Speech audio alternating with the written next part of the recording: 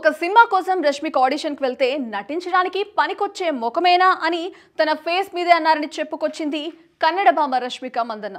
ఇప్పుడు ఇటు తెలుగు తమిళ్లో పాటుగా అటు హిందీలో కూడా రాణిస్తోంది. యానిమల్ సినిమాతో సూపర్ హిట్ అందుకున్న రష్మిక ఆ క్రేజ్తో వరుస ఛాన్సులు అందుకుంటుంది. ప్రస్తుతం విక్కీ కౌశల్ హీరోగా వస్తున్న చావా సినిమాలో నటిస్తుంది రష్మిక.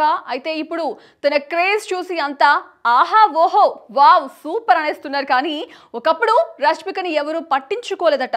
తను చాలా ఆడిషన్స్కి వెళ్ళినా సెలెక్ట్ కాలేదట. అంతేకాదు ఒక సినిమా కోసం చాలా సార్లు ఆడిషన్ ఇచ్చా, దాదాపు సెలెక్ట్ అయినట్టే అనుకున్నా. 2 నెలలు వర్క్ షాప్ కూడా జరిగింది, కానీ ఆ ప్రాజెక్ట్ క్యాన్సిల్ అయింది. ఆ టైంలో ఈ విషయం తెలుసుకుని గేట్ చేశానని చెప్పింది రష్మిక.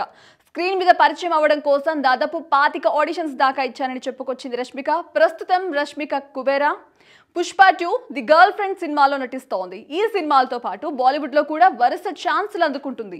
అయితే ఏదో సినిమాలు చేస్తున్నామంటే చేస్తున్నాం అన్నట్లు కాకుండా ఎంచుకున్న పాత్రలో 100% ఇస్తూ తన మార్క్ దాటుతూ వస్తోంది రష్మిక.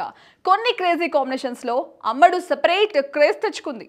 మళ్ళీ అలాంటి ఛాన్సులు రావాలని కోరుకుంటుంది రష్మిక.